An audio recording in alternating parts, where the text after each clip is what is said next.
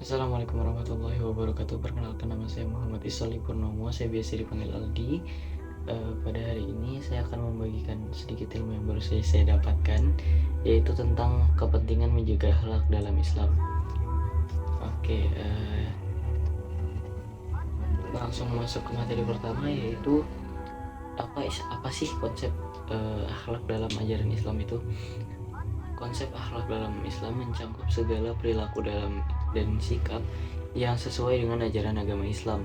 Akhlak atau moralitas dalam Islam sangat penting karena mencerminkan hubungan seseorang dengan Allah Subhanahu wa taala dan dengan sesama manusia. Beberapa poin penting dalam konsep akhlak Islam antara lain ada takwa, ada ihsan, ada adab, dan juga tawaddu. Takwa merupakan kesadaran seseorang terhadap Allah Subhanahu wa taala yang mengarah pada perilaku yang benar dan bertanggung jawab. Takwa mencakup penghindaran terhadap dosa dan kejahatan serta pelaksanaan perintah Allah Subhanahu wa taala. Yang kedua ada ihsan. Ihsan adalah konsep kesempurnaan dalam ibadah dan berperilaku, yaitu melakukan segala sesuatu yang dengan sebaik-baiknya dan dengan penuh keikhlasan. Rasulullah Shallallahu alaihi wasallam menyatakan bahwa ihsan adalah menyembah Allah seolah-olah kita melihatnya, meskipun kita tidak bisa melihatnya, namun Allah bisa melihat kita. Yang ketiga ada adab. Adab adalah tata krama dan perilaku yang baik dalam berinteraksi dengan Allah Subhanahu wa taala, Rasulullah Shallallahu alaihi wasallam, sesama manusia serta lingkungan sekitar. Adab mencakup sopan santun, kesopanan, dan penghargaan terhadap yang lain. Yang terakhir ada tawaddu. Tawaddu adalah sikap rendah hati di hadapan Allah Subhanahu wa taala dan sesama manusia. Rendah hati merupakan salah satu sikap atau sifat yang sangat dianjurkan dalam Islam karena dapat memperkuat hubungan antara sesama manusia serta mendekatkan diri kepada Allah Subhanahu wa taala. Selanjutnya adalah memberikan rasa ketenangan batin. Ketika seseorang hidup dengan akhlak baik, ia akan merasa tenang dan damai dalam batinnya.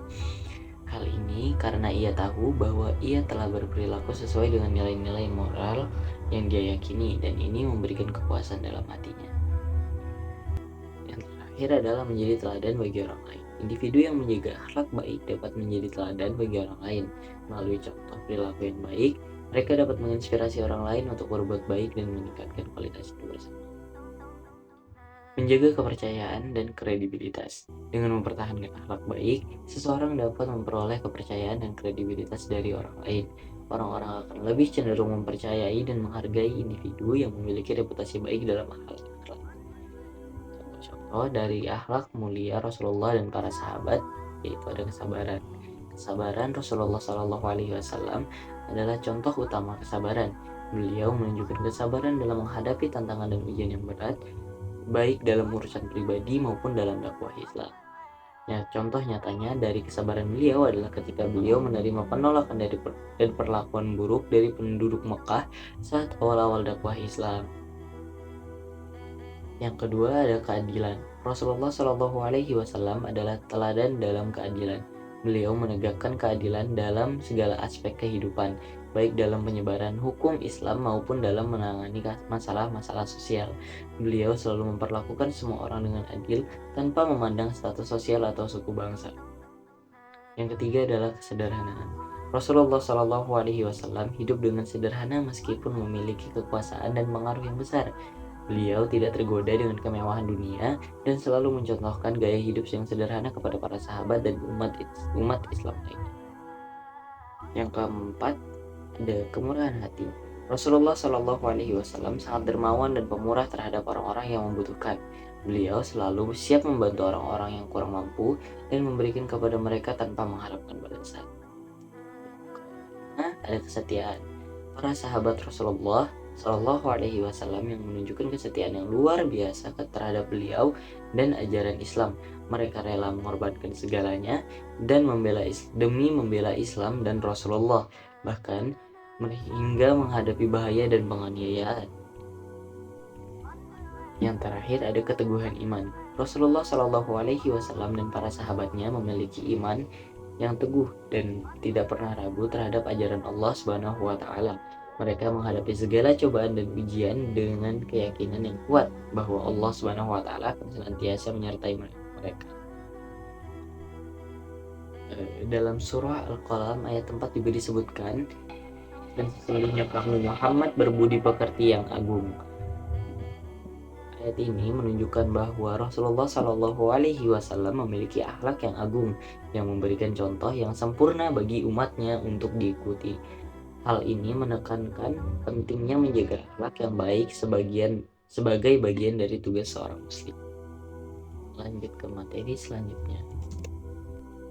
Selanjutnya ada beberapa tips untuk menjaga akhlak kita di era sekarang.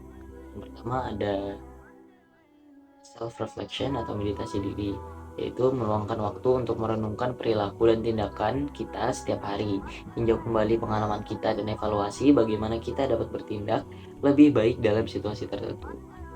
Yang kedua adalah studi tentang akhlak, mempelajari ajaran Islam tentang akhlak baik melalui Al-Quran, hadis, dan literatur keagamaan lainnya. Memahami nilai-nilai moral Islam akan membantu kita mengimplementasikannya dalam kehidupan sehari-hari. Selanjutnya adalah berdoa, yaitu meminta kepada Allah Subhanahu wa taala untuk membimbing kita dalam menjaga akhlak baik dan memberikan kekuatan untuk mengatasi godaan dan kesulitan dalam perjalanan kita. Baik, mengingat pentingnya menjaga akhlak dalam Islam, mari kita berusaha untuk senantiasa memperbaiki akhlak kita demi mendapatkan ridho Allah Subhanahu wa taala dan membawa manfaat bagi diri sendiri serta masyarakat. Ya, di sini intinya untuk isi materi dari video hari ini bukan hanya untuk para penonton yang menyaksikan video ini saja, tetapi juga untuk diri saya sendiri juga, karena di sini saya masih banyak kekurangan terutama dalam akhlak dan perilaku. Dan ya, kita juga harus berusaha untuk senantiasa memperbaiki akhlak kita. Nah, yang paling penting akhlak itu selain dapat menjaga ya setidaknya hubungan antar sesama manusia, tetapi kita juga bisa mendapatkan ridho Allah Subhanahu wa taala dan manfaat bagi diri sendiri serta orang lain juga. Baik, mungkin itu saja yang dapat saya sampaikan di video ini.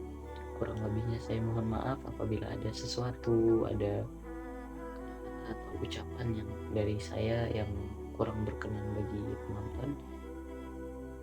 Wabillahi taufiq wal hidayah. Wassalamualaikum warahmatullahi wabarakatuh.